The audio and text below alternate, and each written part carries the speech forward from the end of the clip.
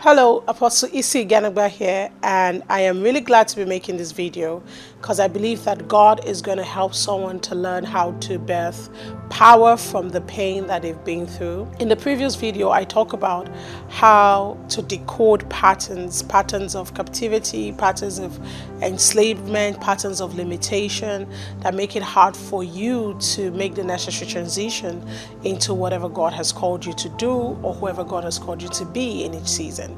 But today I'm going to talk to you about how to birth power from pain, because pain is one thing that we all go through. We all go through it as human beings. We all go through it as individuals. We all go through it as believers.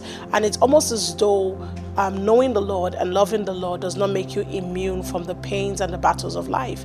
So the question is, how do you convert it into strength? How do you take off this spirit of heaviness and put on this garment of praise?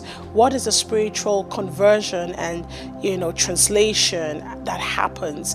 I'm going to tell you a story about a guy. His name is Mephibosheth, and Mephibosheth, you find him in the Bible in the book of Kings, and he was the son of the grandson of King Saul and the son of Jonathan. And we all know Jonathan and David, their story, and how Mephibosheth was Jonathan's son. But Mephibosheth found himself in a place called Lo-debar. And the word Lo-debar literally means no fertilization, no vegetation, no goodness, no joy, all of those things. Now Mephibosheth found himself in Lo-debar, but the most critical thing about Mephibosheth is that Mephibosheth was lame on both feet, and he got into this condition by no fault of his. While he was a child, his nurse, who was taking care of him, tried to escape during a war, and while she was running with him, she dropped Mephibosheth, and Mephibosheth became lame on both feet. Now, in my book From Here to There, I talk about the Mephibosheth syndrome, and believe me, that is one chapter you really want to read, because in that book I talk about how being in a condition like Mephibosheth and being in Lo-debar sometimes isn't necessarily because of something you did wrong. Sometimes it's because of the circumstances of life and the fact that people were trying to help you to get to the next level in life, but in the process you got dropped, in the process you got wounded, in the process you got injured, and many people are stuck in Lo-debar because of that. Now, Lo-debar isn't your natural reality. You're brought into it during a difficult season, and because of the lameness of Mephibosheth's feet, he was forced to depend on people for help. Imagine going from being a prince who had the liberty of running around the palace and exploring all that there was, a prince who had such great promise over his life, and just by being born royalty, he knew that for the rest of his life he was going to be subjected to wealth and increase. And being in a situation like this, I believe there are many people like that today. There are many people who struggle, and the struggles you're going through is by no means a reflection of how you were brought up or the life that you once have, and you're thinking to yourself, how do I break out of Lo-debar? So marriages are in Lo-debar, but the truth is that God has got a way for you, and I highlight this a lot in From Here to There. But today I just want to say real quickly to you how to identify Lo-debar places, people, systems, basically people who are supposed to nurture and groom you but end up hurting you, or that which makes you transition from helpers into becoming those who have to just help you manage life. Sometimes even those who should care for us will wound us unintentionally. Sometimes they will break us. It could be your pastors, it could be your rulers, your leaders, it could even be those who lead your nation. And, many people are going through difficulty today because those who were ahead of them had disappointed them. And one thing I want you to be careful about if you're really going to birth power from your pain is that you don't want to enthrone your pain to the point where you are unable to see the benefit it could have brought for you. Because many times we put pain where it's not supposed to be. We give it some kind of weight and some kind of honor that it's not meant to have. And because of that, we end up being unable to break the chains, and we end up being unable to enter into, who the Lord has called us to be, because we stagnate and we are stuck. Now, there are people who were meant to help us that leave us, and sometimes you have to recognize that they do so not because they want to disappoint us, but because they are also limited.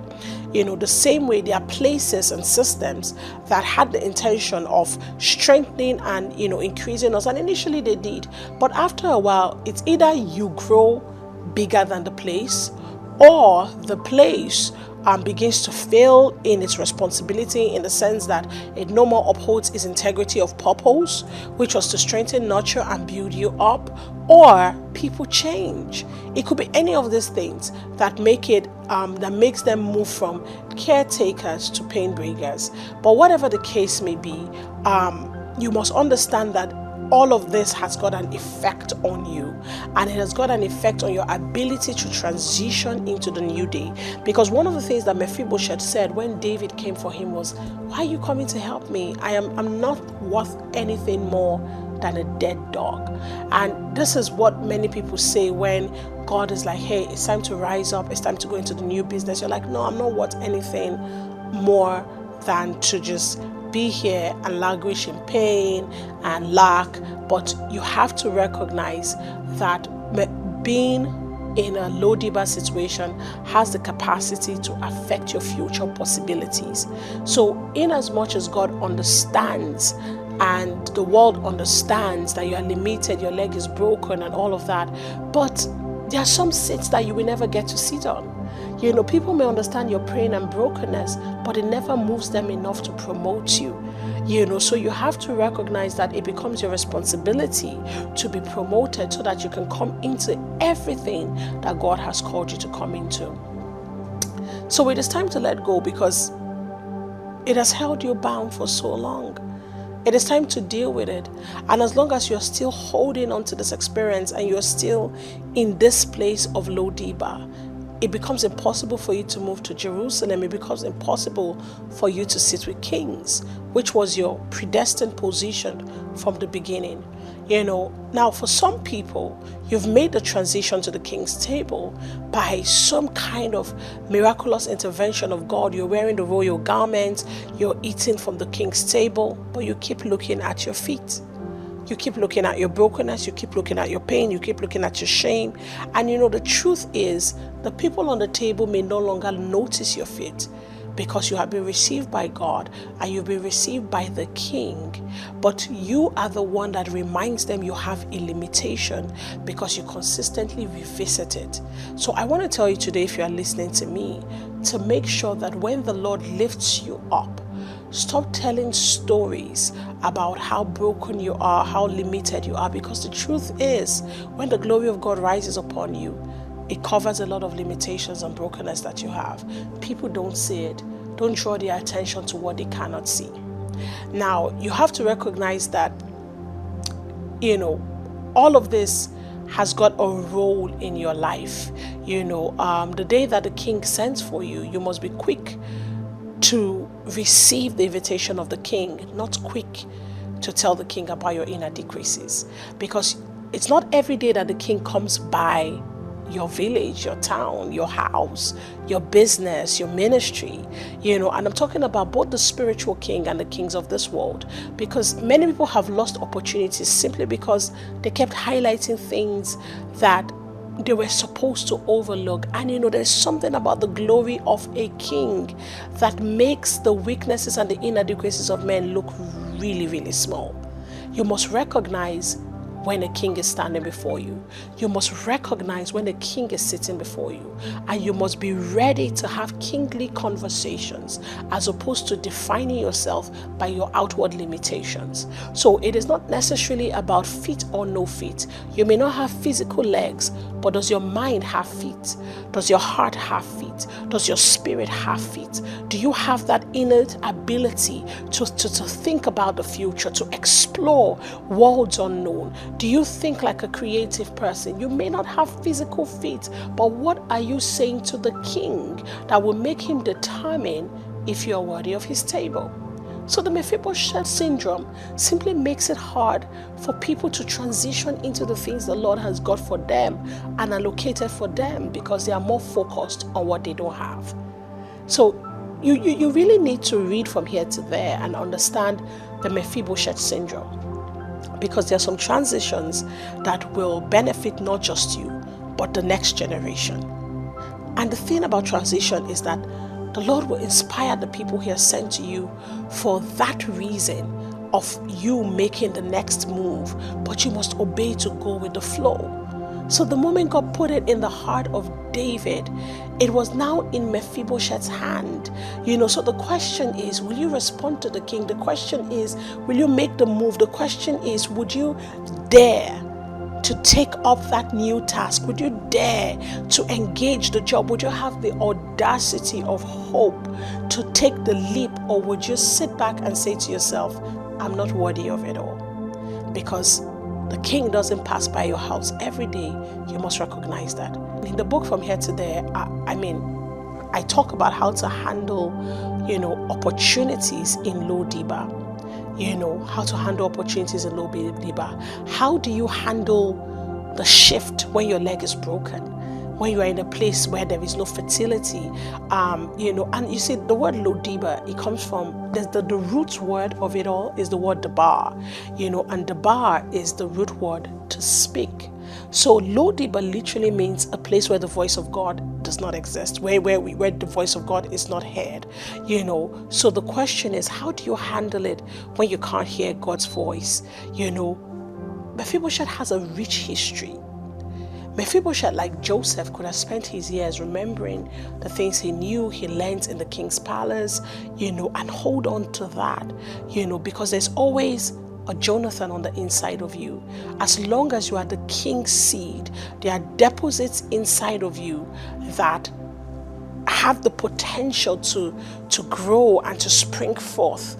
And even though you are in low diba, yet you can make decisions like a king's seed.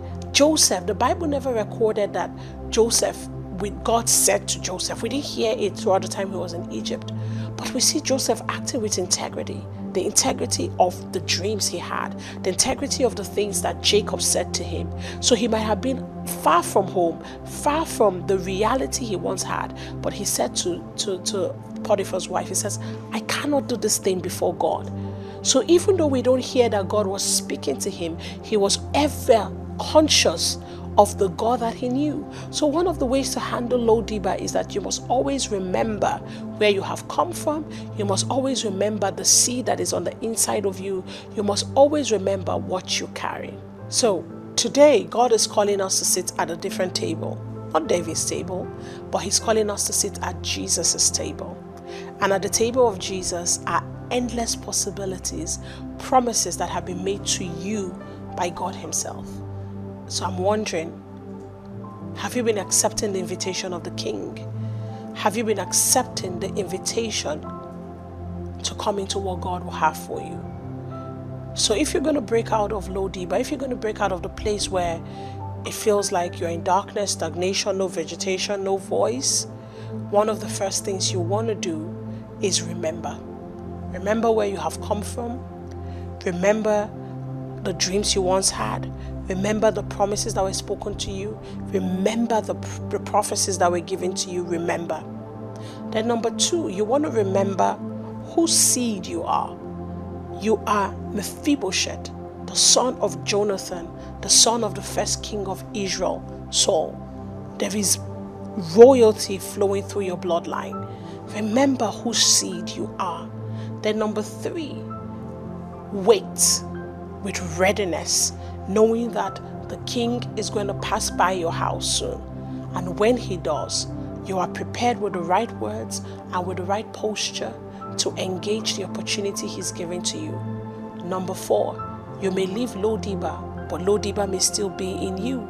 Always remember this. So you must make a conscious effort for the rest of your life to keep breaking out of the culture and the systems of low diba by which you lived and endured and merely survived in those past years. Number 5, stop looking at your feet.